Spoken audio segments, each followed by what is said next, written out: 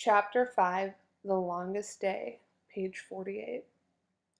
Although June 21st was supposed to be the longest day of the year, Danny knew that wasn't so. Friday, any Friday when there was school, was really the longest day. Friday always crept by so slowly.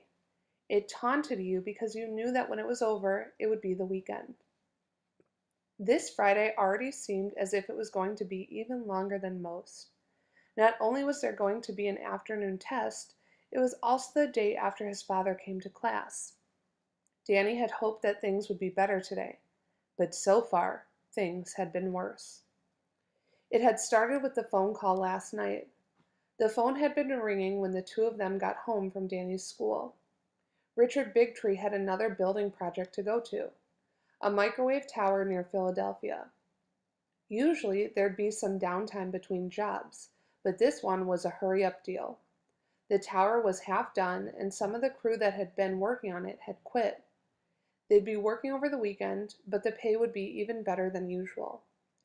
Danny's father had to go because he was the chief of his connecting crew. The connectors were the ones who worked on the very top of the structures being built. So early that Friday morning, even before Danny woke up, his father left. He'd go straight from Philadelphia to the Pittsburgh job. He wouldn't be back for 2 whole weeks. Danny stayed in bed, not wanting to get up. His mother was in such a bad mood that Danny knew he couldn't talk to her. He banged the dishes in the kitchen sink while she was washing them, and then she dropped something. Danny heard it fall to the floor and shatter. Then everything became quiet. Turn the page, page 51. Danny began to worry about his mother.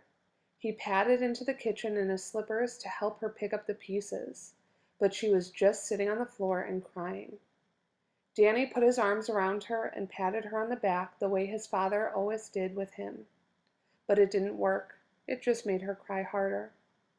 "Mom," Danny finally said, trying to make his voice deep and certain like his father's, "you gotta go to work." "I know," his mom said. "Thank you, Daniel." That worried Daniel even more.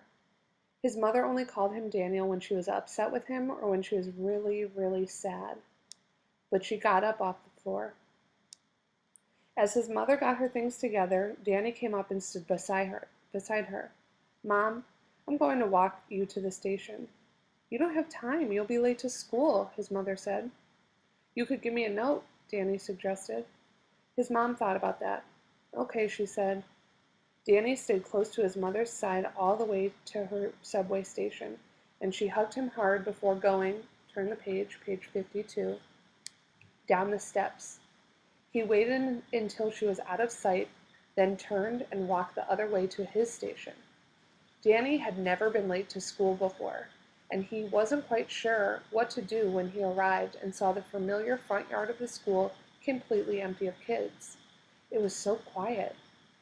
He walked through the front door and nodded to Mr. Kincaid, the uniformed security guard. Mr. Kincaid was cool. He was almost 7 feet tall and had been a basketball player. He was from Jamaica and spoke with an accent that Danny really liked. A lot of the kids liked Mr. Kincaid's way of saying things. You could sometimes hear them imitating the way he said things, especially "man." Mr. Kincaid said it as if there were several extra letters in the word. "Man," Mr. Kincaid would say, looking down at Danny and shaking his head. "You lose your wristwatch?" Danny shook his head and Mr. Kincaid smiled. Through the doorway. Mr. Kincaid took Danny's lunchbox and looked in it as Danny walked through one of the 4 metal detectors. 2 years ago, a 5th grader had brought his father's loaded .38 into the school. Now going through the metal detectors was part of the routine of every school day. "You are clean, Mom," Mr. Kincaid said, handing Danny back his lunchbox. Danny paused, uncertain what to do. Mr. Kincaid bent down. "What's the matter?" he said. "Don't you know what to do when you're late like this?" Danny shook his head. "Do you have a note from your mother?" Danny nodded.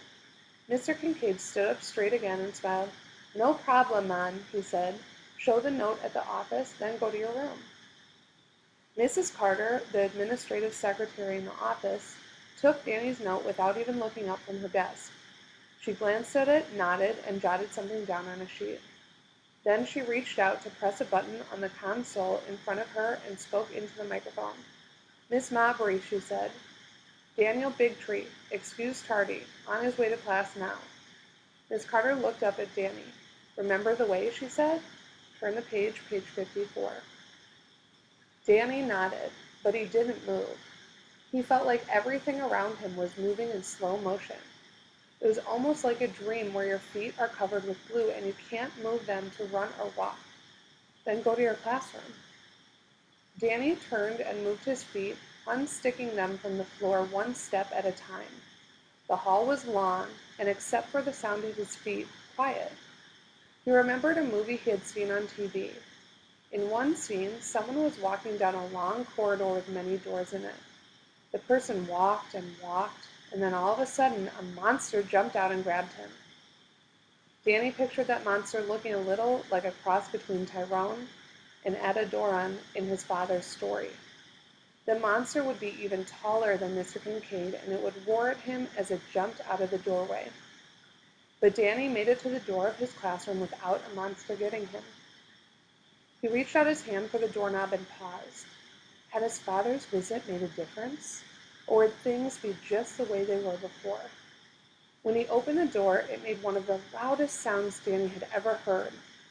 Everyone looked at him as he closed the door behind himself and stood there. Someone laughed. "Take your seat, Daniel," Miss Mabry said. Then she started reading again. Danny liked this book, but today he hardly heard it. He was looking at the clock again, hoping it would magically leap ahead and it would be time for recess. But the clock still moved slowly. One breath in and one breath out is at least a second, Danny thought. If I breathe in and out 60 times, it'll be a minute. Tick by tick and breath by breath, the morning crept by. 1 minute, 5 minutes, 10 minutes. It was endless. Then somehow it was time for them to go outside. Danny walked out into the schoolyard, trying to act casual. People usually didn't notice him. Why should today be any different? But Consuelo was waving at him. He looked around. Maybe there was someone behind him she was waving to. No, there was nobody else. She was smiling, and she motioned for him to come over to the place where she stood with a group of other kids by the swings. Danny began to walk across the end of the basketball court to reach the swing set. Turn the page, page 56. "Yo, Hiawatha!" someone yelled. Danny turned to look. It was Tyrone standing 20 feet away from him. "Here!" Tyrone shouted. He threw the basketball he had been holding straight at Danny. Danny tried to get his hands up in time. He couldn't. The basketball came flying at him, getting bigger and bigger until it was all he could see. It hit him square in the face. There was a blinding light and a sharp pain all at once. Danny went down onto one knee and put a hand up to his face over his mouth and his nose. One of the fifth-grade teachers, a man whose name Danny wasn't sure of, was coming over to him. Mr. Rosario? Mr. Mario? His nose was aching now and his mouth felt warm and moist. He had to remember the name of the teacher. As the teacher helped him up, Danny saw Tyrone. He hadn't moved. His mouth was open and he was staring at Danny. Brad grabbed Tyrone's arm and pulled at him. The two boys turned and ran away. "What happened?" the teacher said. "Mr. Rosario. That was his name." Danny tried to talk, but his mouth was full of blood. His nose was bleeding too, and it was dripping onto the pavement of the schoolyard. "Madre de Dios," Mr. Rosario said. He quickly pulled out some Kleenex tissues and pressed them against Danny's nose. "I slipped and hit my face on the ground," Danny said. He saw Consuelo out of the corner of his eye. She had heard what he said. "Just hold these tissues right," Mr. Rosario said. "I'll get you into the nurse." By the time Danny reached the nurse's office, a strange thing had begun to happen. The day, which had crept along like a snail, had started to go faster and faster. Somehow, as he sat there and the nurse took care of him, it became lunchtime. Someone had brought his lunchbox. "You'd better eat," said the nurse. "That was some gusher you had, kiddo. Your nose isn't broken, but you lost a lot of blood." You might feel a little lightheaded, so you got to get some food into you, laddie.